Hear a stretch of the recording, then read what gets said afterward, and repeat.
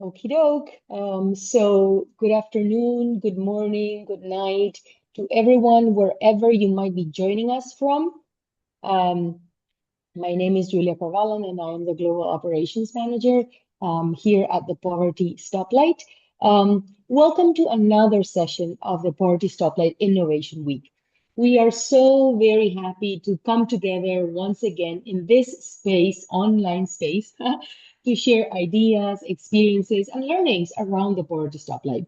Before we begin this session, I would like to remind everyone that simultaneous interpretation is available in Spanish and English throughout this session, and in fact, throughout every single session of the Poverty Stoplight Innovation Week.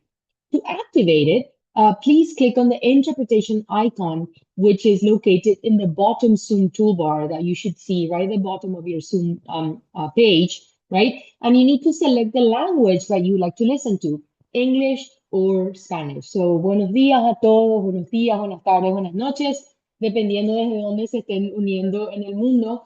Les queremos dar una súper bienvenida a una sesión más de la Semana de Innovación del Semáforo o la Semana de Innovación del Poverty Stoplight. De verdad que nos alegra muchísimo que puedan estar aquí con nosotros en este espacio online para compartir ideas, experiencias y aprendizajes en torno al semáforo de eliminación de pobreza de la Fundación Paraguaya. Antes de comenzar, queremos recordarles a todos que tenemos interpretación simultánea o traducción simultánea disponible en esta sesión y en todas las sesiones de la Semana de Innovación. Para poder activarla, por favor, hagan clic en el icono de Interpretation interpretación, icon in the Zoom toolbar. icono lo van a encontrar en la barrita de abajo You're gonna de su find pantalla this de Zoom. in the Y lo Zoom único que tienen que toolbar hacer down, es and you hacer need clic to en él y van select a seleccionar el idioma que your ustedes preferred quisieran language, escuchar, English español or o Spanish. inglés. You can Entonces, select to this carry on, and I'm and gonna now carry on entirely in English. So I have just one more announcement before we get started. Innovation Week is really giving us a bit of a bit of a preview, right, of what our brilliant Cerrito Forum is going to be like this year. And of course, this year it is happening on the week of October 12th. Cerrito Forum will be held here in Paraguay, in sunny Paraguay, between the 12th and the 16th of October of this year. We're going to be having lots of different sessions. We're going to be having discussions, panels, workshops. We're going to have immersion experiences, field experiences. It's going to be super fun. So I do really invite everyone, please do consider coming. We're a very friendly bunch. This is a bit of a non-conference, right? It's a chill place for us to have real conversations in the community that we are all part of. And this community is, of course, the Global Stoplight Network, the Global Stoplight Movement. So if you would like to know more about Cerrito Forum, if you'd like to maybe participate or even do a session, right? Present your work, please do get in touch. You can check out our website at cerrito.com.py, or you could email us at cerritoforum@povertystoplight.org. For those of you who do get in touch, we will be sharing more details with you. And I believe Wendy is also kindly helping me put some of these key messages in the chat as we go along. So thank you so much, Wen, for your amazing help right now and throughout this entire week. Um, without further ado, it is my great pleasure and honor to introduce our speaker in this session, Eric Kaduru, Senior Technical Director for Strategic Partnerships, Digital Inclusion and Inclusive Finance at CARE USA. Eric is a digital ecosystem strategist and social entrepreneur with more than 15 years of experience um, advancing inclusive finance, partnerships across East Africa, and global innovation hubs. At CARE USA, he leads global efforts to digitally evolve village savings and loan associations, supporting millions of women as they move from informal savings groups towards broader financial access. Today, Eric will share insights on how human-centered technology and, of course, AI can strengthen economic inclusion, agency, and economic opportunity for underserved communities. My gosh, Eric, That's a lot. That's a lot. I really do hope that you feel so proud. And when if we could pin Eric so that everyone can really see him, because we want people to be able to see Eric really clearly. And thank you so much, everyone who is in the audience, for joining us for this exciting conversation.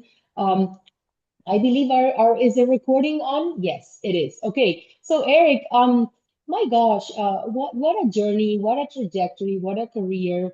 You wear so many hats. Of course, you're a family man too. Um, how do you do it all? What's your secret? Do share because we were just talking about right before we got started how everything is so busy. So how do you do it? What's your recipe? Well, first of all, Julia, thank you very much for that amazing introduction. You make me feel like so accomplished, and it But you it it really are. it puts a lot of pressure on me. So thank you. No, I mean, like I think the key driving factor here is just the passion for the work. I I'm always talking to people around me and saying how I enjoy what I do. Like it's rare to wake up and be like, oh yeah, I have 100 emails to read, but I actually enjoy what I'm reading and I enjoy contributing to these conversations. So that's been a cool experience. And then like just seeing, like change happening in this space in a place where like the idea of technology has always been like a very foreign concept. It still is a foreign concept working in the development space and trying to introduce tech to communities that don't have the digital literacy or the access to these services, and thinking through those challenges and trying to be like creative around how you can introduce it while also maintaining the status quo and not trying to like create like this overwhelming change to certain areas that we work in. So I mean I think yeah, I don't know if I just answered your question or I started rambling. No, you have.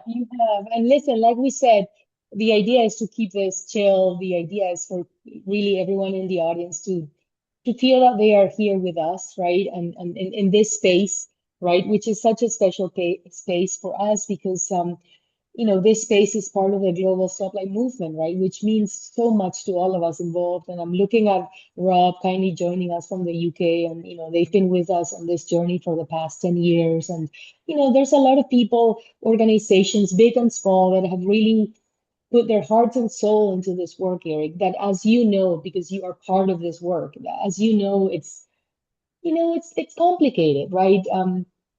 Yeah. I mean, I don't know about you, but I have days when I feel so incredibly optimistic, about our world. And there are days when you turn on the TV and it turns out that we have, more than one war going on at the same time, and you are thinking, are we going backwards or are we going forward, right? So, I think our world is hurting. So honestly, to be able to get an hour with people like you, it's a breath of fresh air, because I think it's important for all of us doing this work to cherish, the little changes, the micro changes, because the micro changes are what allow the big changes, right? And then Yeah. I wonder if you would say a word on that.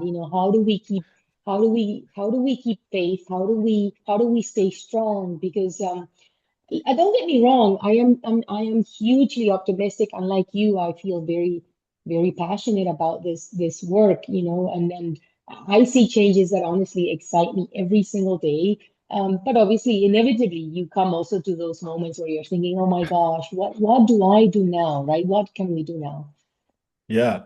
No, and I think you touched on something there when you talk about, the people who are doing this work, the small organizations that are collaborating with the big organizations. I happen to work at a big organization, but my beginnings were from like the entrepreneurial space, and I started working in communities, and I feel like that is the element of, on the ground touch that is needed to design programs that actually work. Because when we sit like I'm sitting here, I'm in the States and I'm thinking about a program, but I can think about it from a perspective of being a Ugandan, who has lived in Uganda, who has lived in Africa, and understanding that context. And I think that's the power of the smaller organizations, the people who are passionate about the work being involved in the design. So like I think in when I wake up and I get to collaborate with people who are on the ground, who understand the context and listen to what they're saying and think about how we design around the information that's being shared with us from real experience.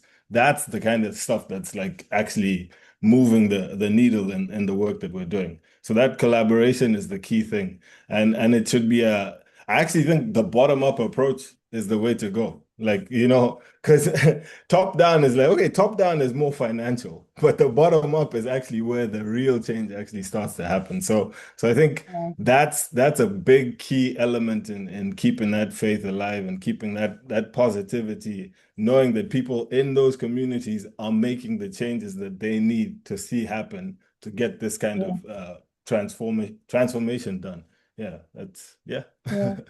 I mean, thank you for your perspective, and I think it's yeah, it's incredibly important. And I know that everyone in our community feels very strongly about the bottom-up approach, right? Because our tool, the Poverty Stoplight, was invented for the families and with the families at the very center from honestly from day one, and so thank you for that. And of course, today we're here to talk about something crucial to our work, which is a human-centered approach, right? In the age of artificial intelligence. And I'm looking at the screen here and I'm seeing you and I obviously I can see myself and you and I notice my background and I see this, right? And the what if question mark, right? And then the what if, exclamation points, right? And if the human-centered approach in the time of AI, right? And there's I think AI is really taking over everything, right? Or so it feels, right? But obviously, at CARE International, CARE USA, at the Fundación Paraguaya, at the Poverty Stoplight, our partners, throughout the world, I think we are believers in the human-centered approach. Yeah. However, there's I think a bit of worry in our sector, right, around AI, because is it going to replace the human, at the center, or is it going to augment the human, or is it going to, or what's going to happen?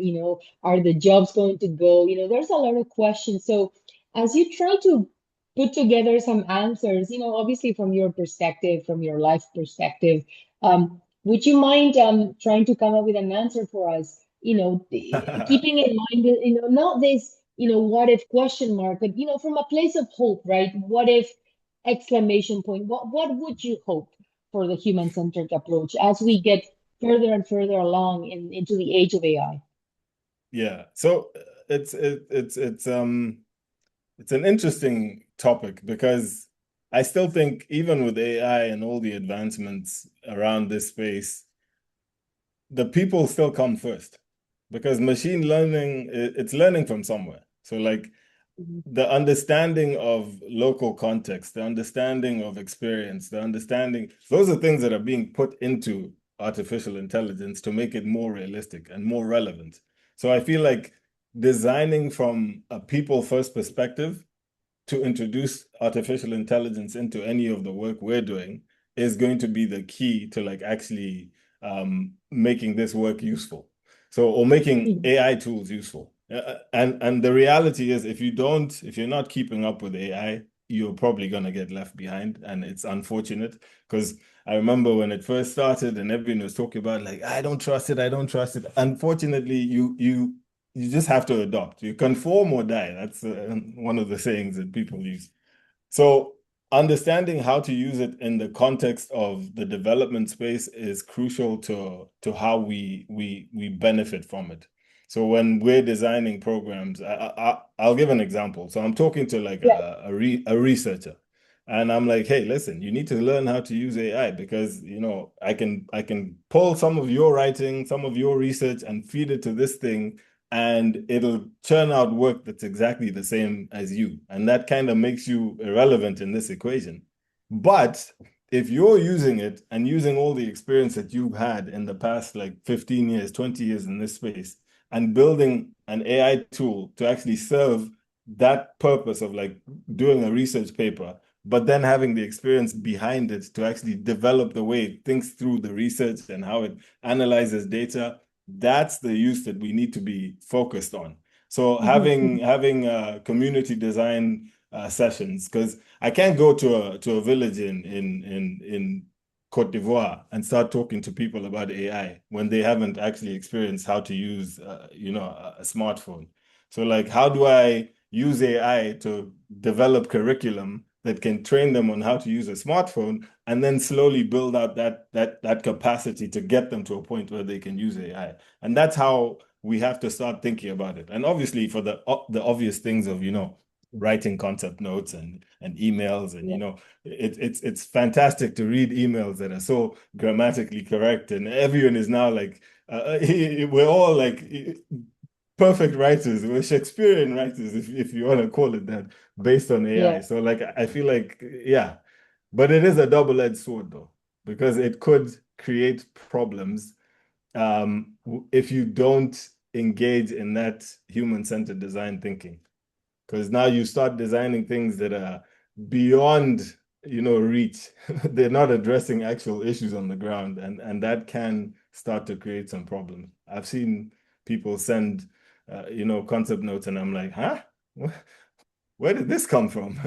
And Hmm. clearly there was no idea, there was no actual discussion with other people who've experienced the work to go Yeah. into like designing that program. So yeah, I Yeah. mean, And well, so tell us more, right? Tell us more. Okay, could you unpack that for us a little bit? Maybe with maybe illustrating that example a bit further, or even bringing in other examples, yeah. because I feel there's something there, right? Because you're absolutely right. On the one hand, we can all write brilliant emails now, right? And concept notes, in under an hour, in under 10 minutes, right? But as a user and as a reader of those emails and of those concept notes, I don't know how you feel, but I'm actually starting to look for the human element even in these things again, right? Because first of all, they can all they all look exactly the same, the concept notes, right? Same format, right? We're not even changing the format, right? Same format, same font, same, lining and structuring. Um, then, as you said, it feels a bit bland or generic because obviously the AI is, writing it, not the person that actually has been to Uganda, has been to Barga, has been to Honduras, has been to Newcastle, right? I mean, so what is that double-edged sword, Eric, and what do we do about it? So I think a clean example of like something I've encountered on my day-to-day work is, so for instance, in the financial linkage, financial inclusion work that we're doing, we're like, everyone is now talking about AI. AI is clearly the sexy thing to be discussed, and everyone wants to talk about how we can use AI to, create pathways for financial inclusion. Like, and when you're looking at designing a program for, rural communities, and you start talking about AI, something that they don't understand, it's not beneficial to them. And at the end of the day, our objective here is to build out programs that actually help communities get to that next stage. So when I look at AI and how it can be used for like credit scoring, for instance, it's not so much that we're gonna use it as an algorithm to like read the data on the front end of or the back end of the digital tool that we're using for digitizing group records. It'll be more of how do we use AI to analyze that data and then create content that allows the user to understand why this data is important. So like as opposed to like me saying that the algorithm is calculating your credit score and this is your credit score. It's calculating your credit score, explaining to you in a way that you understand why it's important to like keep clean data records, to actually keep information coming into this system. What is the benefit of actually getting a good credit score? How do I get to a place where I have a good credit score? What does that unlock? So like creating content that's going to help the end user analyze what they or learn how to use these tools more efficiently for themselves and understand what it unlocks by using the tool effectively. Does that make sense? Or is that like just the Yeah, way I'm yeah. objectively thinking? No, I mean, and I love it, and I love it, right? And so we need to be using AI so that we can build tools that is going to unlock the data for the end users, i.e., for the families that we're working with, the communities that we're working with, that is going to unlock the data so that they get insights and not just information, correct? Exactly. Yeah. Okay. Because And information without how do we insight. do that? Exactly, because there's a lot of data, right? And in the age, like you were saying yourself, in the age of AI, I don't even need to go to uni anymore, probably, right? Because I can just get it all from AI, and it's all gonna be right there. Um, so how do you have any ideas or even good examples or of how could we do that translation, quote unquote, work of leveraging AI so that it can translate data into insights for our families, for the families that we're serving? So one cool thing about like AI is we can do things very quickly now. So like what used to take months to like develop a curriculum, develop local language content, and then have it, animated or turned into a radio show or like a video series. That was months of time that it would take to get that done because I'd have to get like translators, I'd have to get people to go out into the community. Right now, I can just record someone speaking in their local dialect and then translate it into another dialect. And then now I have content that I can share with other people. So that's one quick way of using AI to like help streamline that work and get information out quicker. But it's also it's useful to have, a process where we can now understand the learning and also synthesize that learning to make it useful for the end user themselves. So like because we have a lot of digital data that can be, boiled down into like one number, and that number is the thing that unlocks financial services. How do I explain that process in a radio drama, for instance? So I could actually take the data, convert that data into local language, and then build out a radio drama that actually portray someone's journey as they go around using digital tools. So, like for instance, in Uganda, we did a radio campaign that focused on a young woman's journey from buying a smartphone or hearing about a smartphone, buying a smartphone, and then using that smartphone to like unlock all these other services. And Mm, that was something that would have taken us months to do, but we were able to just create a script. Just you create the yeah. names, you get information from like different people you're working with in the community and build a script based around, the different things that lady's journey is going to encounter as she gets to that point. And Mm, because it's evolving so quickly, that radio drama is able to continue and have an episode every week of a new adventure, just based off of a conversation I could have with a VSLA group member in the community. And they'll be like, oh, my uncle had this one thing where his wife got a phone and he didn't want her using a phone, but then he found out that she could use the phone to get information on, crops that she was planting and now that's a story. And I can create mm, that story in a matter of minutes and have that mm, go from like script to production to animation to IVR and disseminate it to a community quite quickly. mm, So it's mhm, really speeding up the process of how we've been working. And the double-edged sword on this side is like I've been in rooms where I'm having a conversation with staff from a country office team, and you can tell that the initial roadblock is no longer the capacity of the people you're serving to actually use the tools. It's more like what's this gonna do to my job? How is this gonna what happens when AI is actually creating all the curriculum and pushing it out faster? And I always say, like, what is our end goal here? Is our end goal to, to keep our jobs, or is our end goal to make that positive change in the communities? So we have to stop becoming the roadblock that is actually, leading to this progress. And obviously everyone has, the concerns around, data, or the concerns around the use of WhatsApp. Oh, Mark Zuckerberg's gonna be stealing our data. And you're creating a problem that is not a problem for the community you're working with. Because for them, when I talk about what they can do with WhatsApp, like you can communicate with your cousin on the other side of the world and just instantly send voice notes, that's meeting a need that they have. And when I'm designing it in the office with the team, they're bringing up things about data security and data privacy. And I understand those are very important things that we have to address, but we also can't address everything at once. So I feel like AI is actually creating that bridge where things can be addressed a lot quicker, but it's also like opening the door to this danger that communities might not be aware of.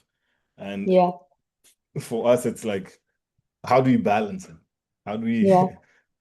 And I love what you're saying because you're obviously there's always a trade-off, right? And life is a series of trade-offs, right?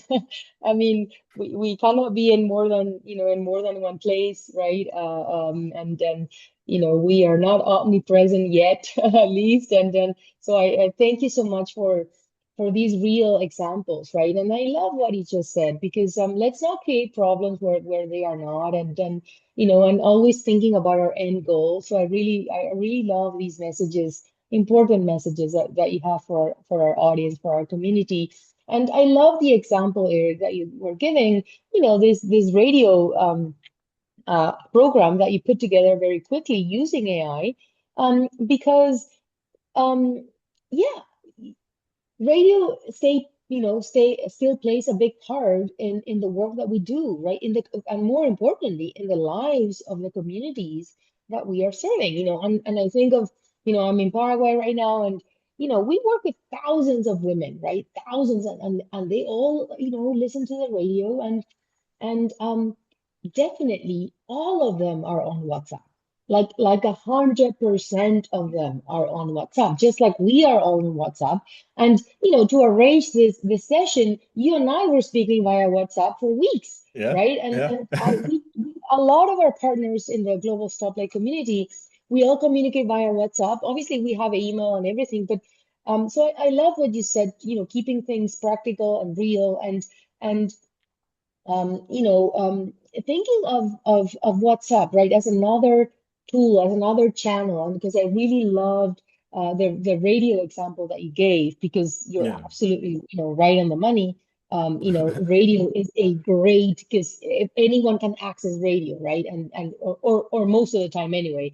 Um, and WhatsApp, I feel, is another one of these tools that our communities are really using. Like in Paraguay, people are selling over WhatsApp. I mean, Yeah. the sky is the limit. So what advice would you have? Because, we work with partners that are big and small, that have different operational capacity, right? And not everyone is huge, like Care International, obviously, such an amazing reach.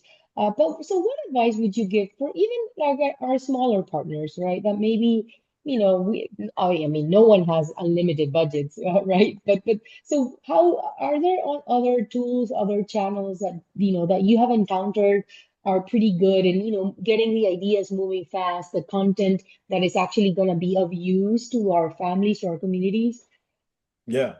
I think sticking to WhatsApp here, because WhatsApp actually offers way too many services that are now like things that I've been testing and trying with different projects.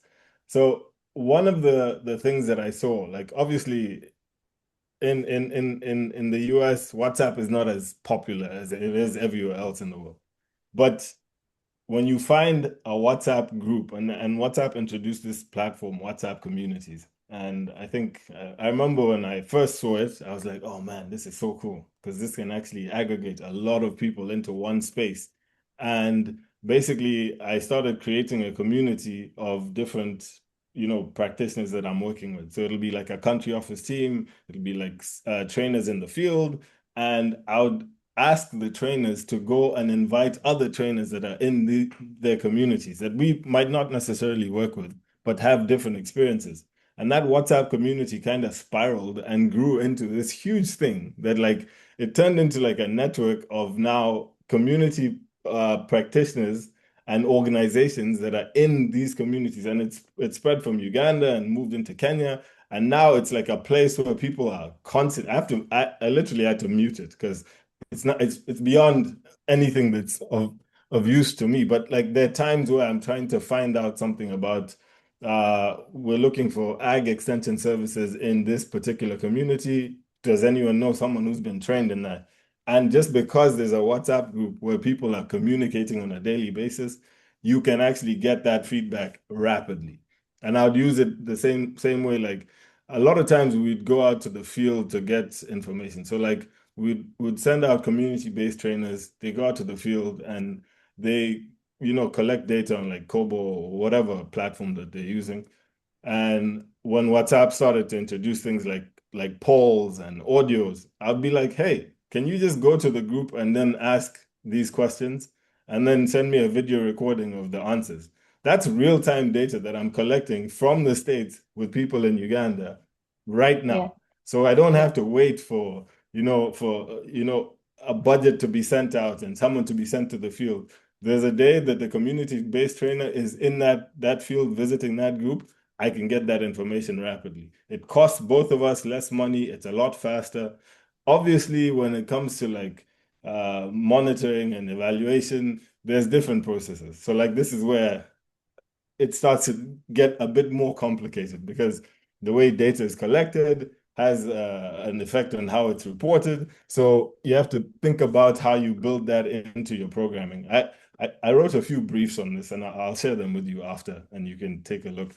And it's just basically how do we utilize structures like WhatsApp? And we see a lot of organizations that are working in local contexts that are creating ways to actually build out curriculum. There's a company called what was it called? Man, it has the name is so on the nose, but I can't even remember it right now. But basically, they take curriculum and condense it into like bite-size chunks so that someone can be on, their commute to work and then do a course. You just do a few questions every time you have, and by the time you're done, after like a week, you've completed the curriculum, and now you have the qualifications to do this next thing. So it's like there's so many things that can be built into a platform like WhatsApp and used on a regular basis. You have the WhatsApp polls. Like I'll be on a group chat with my friends and be like, hey guys, restaurant for tonight. You give like three options, everyone makes the decision, and we go based on that. So like these tools that we have in our hands that we use for everyday communication can also be used to like excel and like scale our work at a level that we didn't have the opportunity, the potential to do. So when it comes to scale of like very intimate curriculum programs, you have to have someone in the field doing this one-on-one when you could actually just be a WhatsApp community, a video, an audio. You can utilize that tool to do so much. So I think those are things we need to leverage and creating spaces where other practitioners can actually come together and engage, as opposed to this. What tends to happen in this space is like everyone works in silos. So like you'll find CARES doing this thing, Mercy Corps doing that. We're all doing the same thing, but in isolation from each other. So like having spaces where we can communicate and exchange ideas, this is how we need to be utilizing technology to like make things more efficient. No, I hear you, and I think again, really, really on point. So many of the examples that you were giving, I completely relate because we do the same. We have stoplight mentors in the field every single day, every single week of the year, and we get real data because we are all on WhatsApp groups for everything, right? With our, with our village banks here at the Fundación, we have WhatsApp groups with them. So we, like you were saying, we don't need to go to the field before we have data because we are in communication with our families, with our colleagues, right? So we could be getting real data all the time. And beyond getting data, Eric, I wonder what it's been like for you. We use our WhatsApp groups and WhatsApp communities to just communicate with each other, right? Because not all of us are in the community at the same time, Yeah. right? Or I am, unfortunately, I am not able to be in, I don't know, in some of our communities in northern Paraguay every single week because Yeah. maybe I'm here in Asunción. But it doesn't matter because I have, I'm in WhatsApp groups, and it's really beautiful because our stoplight mentors, they send updates all the time. Literally Yeah. morning comes and everyone say hello, everyone's saying hello, good morning in the WhatsApp group, and they're sending a picture of the sun or just like the weather looks like and where they are, and it's beautiful because maybe I'm maybe that week I'm delivering a training in a cold part of the world. And, it's like, yeah, like I feel part, I belong, right? I'm part of something larger. Yeah. And obviously when something happens, we can immediately, lend a hand and, give ideas and right. It's also for community building, right? Yeah, that's the troubleshooting that happens on these groups is phenomenal because you'll see someone saying, "Hey, I'm experiencing this thing, this problem with this group. Has anyone gone through this?" And all of a Yeah. sudden, like 20 people have ideas, and he or she will try the ideas that are given and be like, "Oh, this actually worked." And now that's also helping us refine the way we do trainings because I'm learning in real time what worked here, what didn't work here, and it's different. The context is different. So in one community, it might be this is the solution, the other might be this. But at least now I have like a reference point, and I can design based on that. So Yeah. yeah, it's nuts. Like the Yeah. benefits And of then tech in this space. it's Mm. remarkable. And what you were saying also, obviously when it comes to M&E, right, we need to pay attention, right? It's there needs to be steps in in the process that we need to think of and take care of. Um, my colleagues in microfinance here at the Fundación Guaraguaya, I think they have, from what I have seen, I think they have one of the most advanced uses of the priority stoplight in the world. And Hmm.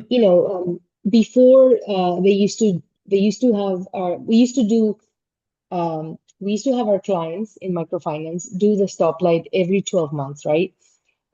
So every 12 months, we would get data on how their yellows and their reds, so the indicators in poverty and extreme poverty are moving into the green, which is what we all love to see, into non-poverty, right? Yeah. And we would have that data every 12 months, on average, right? In some groups, they would do it every 6 months. But anyway, now, we have, an application that obviously all of our clients have.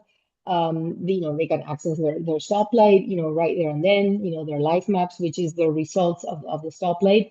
Um, Hmm. and if, let's say one of our clients in Northern Paraguay, if she greened her, modern bathroom indicator today, because she was able to finally complete, the building of the bathroom and everything, she just goes into her app and she greens that indicator right there and then. And I get a ping saying, oh, there's a client, in this location, that at this time on this date, greened X and X, Y, and Z indicator. And I don't need to wait 6 months, 3 weeks, or even 12 months, right? To have that information and to know it and to be happy for this family, right? Yeah. Obviously, then our colleagues do, we need to verify, they need to send evidence, we need to do field visits to check, like you were saying, right? We know Yeah. this is real work, which we take extremely seriously. So there's still a fact checking in place. But I agree with you 100% on, learning on the go. You can move very quickly in iterations. You do trial and error, and you have data in real time, which is Yeah. absolutely valuable. And I think I like something you just said about the green light and it pings on your phone and it's an element of like gamification because Yes. people don't really I remember having a conversation about we'll talk about two different digital tools and uh, those who know and I'm sure there's people here who understand what I'm talking about but one of the tools is built so that it's very self-starting and it has, gamification is kind of like the undertone of the way it's built.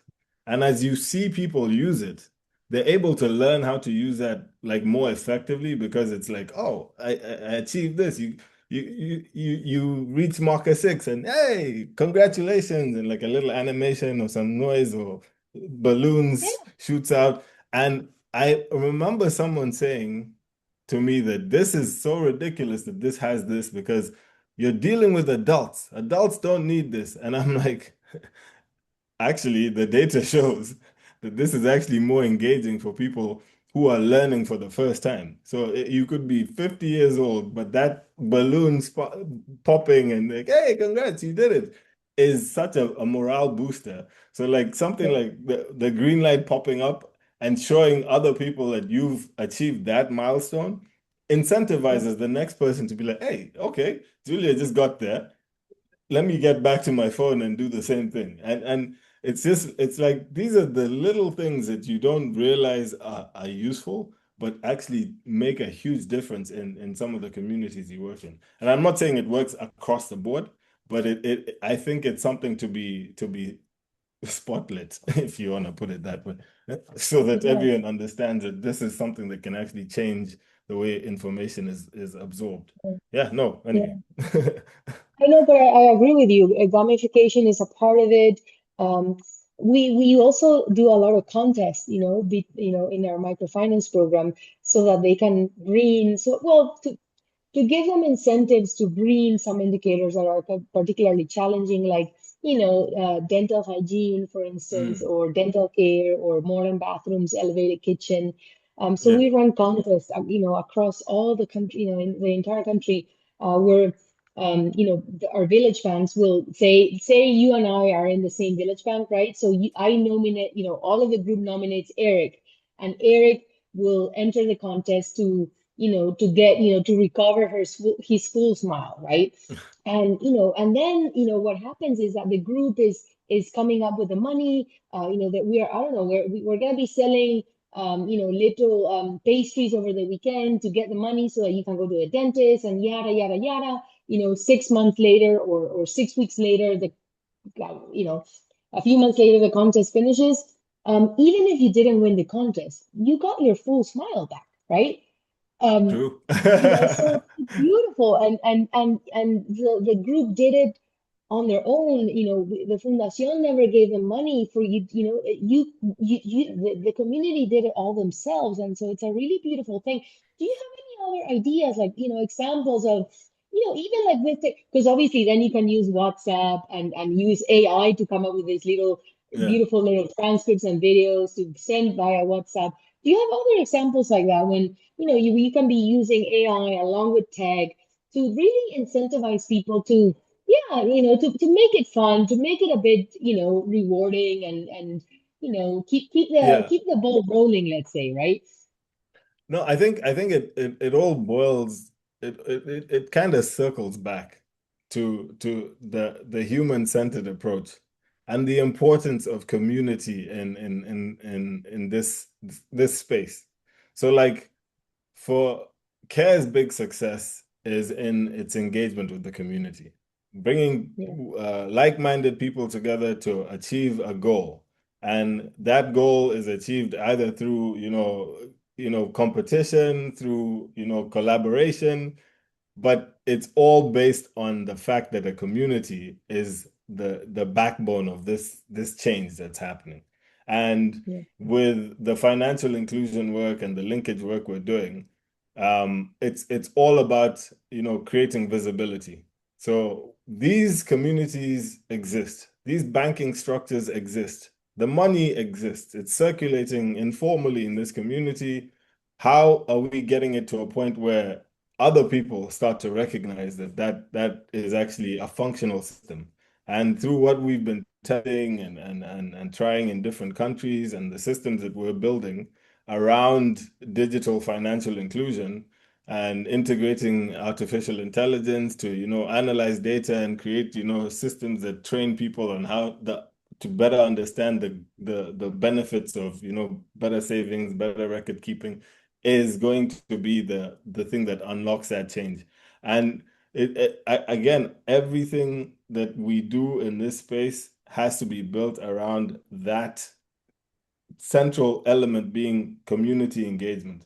And what you see is before we used to go to, we try and reach out to like financial institutions and there was this whole approach of we're looking at people as beneficiaries of some sort of service. When these services exist, the money actually is circulating, the groups are saving, they're lending and borrowing. They need to unlock that next level of capital. And if we're portraying them as, people who need help, the messaging is kind of twisted and it makes it feel like, oh, we're coming and giving handouts or whatever. And now what I'm trying to, to drill in is like this is an ecosystem of customers that are untapped, that the banks want to tap into because the banks didn't understand the need of the community because they didn't care.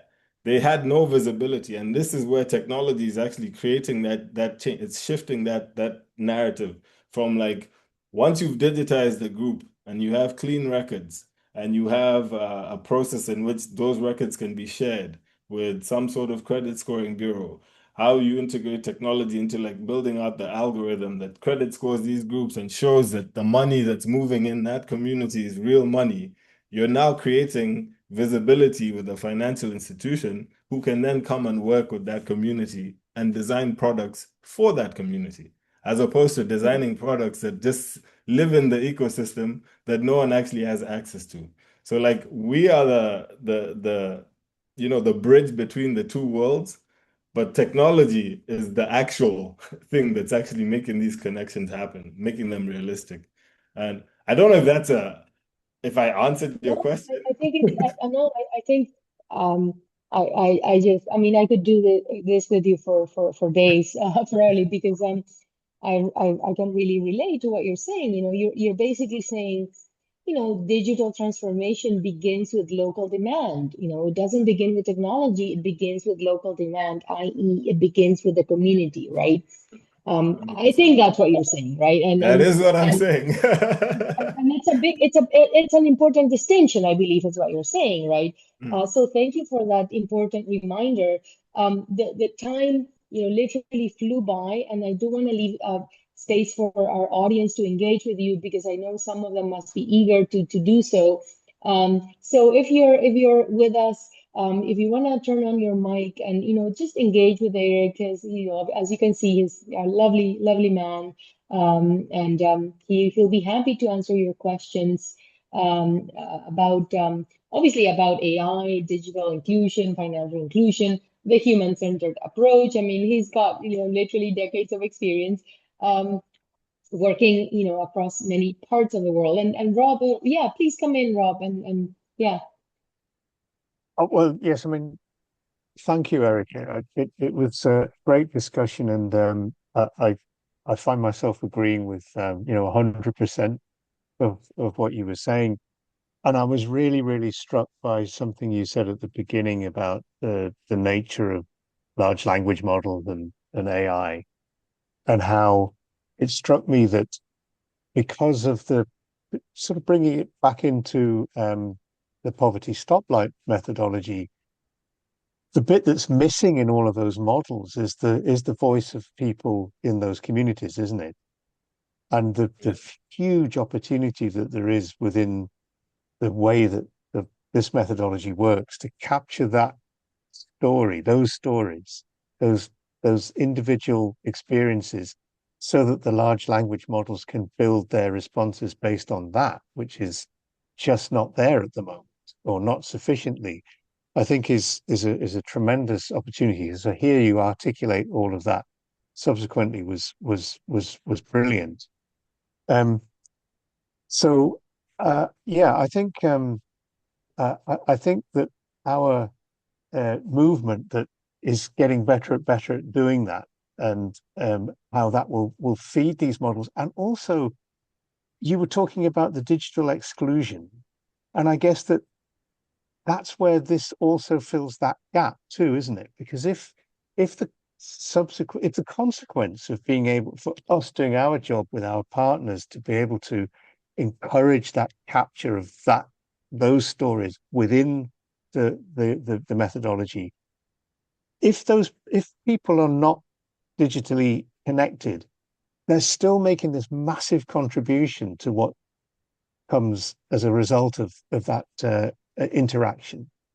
Yeah. So anyway, so I suppose it's more of an observation than a question, but I just wanted to say that I thought the way that you presented that and the experiences that you shared were really helpful in clarifying where we are with this and what the opportunities are. You know, Thank Rob, you. I'm thinking that we should work with Eric, because Eric has a beautiful podcast. Yeah, he does for Care International, Prep the Witness, and I believe Wendy's gonna share the episode where Eric was so kind to engage with us at the Poverty Stoplight. But do check it out, Prep the Witness. But I'm thinking, Rob, it would be beautiful, Eric, for real now, if we could carry on this radio program, right? Where we could have Yeah. episodes coming from Newcastle, from Uganda, from Kenya, from Paraguay, right? And we could start a little novella of sorts, right? But obviously giving people real advice, right? On I don't know whatever we are doing, right? Financial inclusion, Yeah. budgeting, whatever it might be, because it could be a lot of fun, like an international. I mean, you could be, you could be our correspondent, Eric, and you can bring us all of these beautiful stories from around the world. I love that idea because I think it's the reason it worked so well, and the reason we actually did it was based off of, like, I remember thinking to myself, what is the most effective campaign that I've ever seen happen on radio? And I think I wrote a paper on this that says it ties HIV to digital in a weird way. So bear with me here. In the early 90s in Uganda, there was a campaign called the ABC campaign, and that was basically addressing, the widespread HIV pandemic that was happening in the country. And they talked about it from a perspective of locals living in Uganda, experiencing it from their perspective, from like real experiences, like your mother's sick, whatever, your dad's sick, and it made people start thinking about the reality of the disease.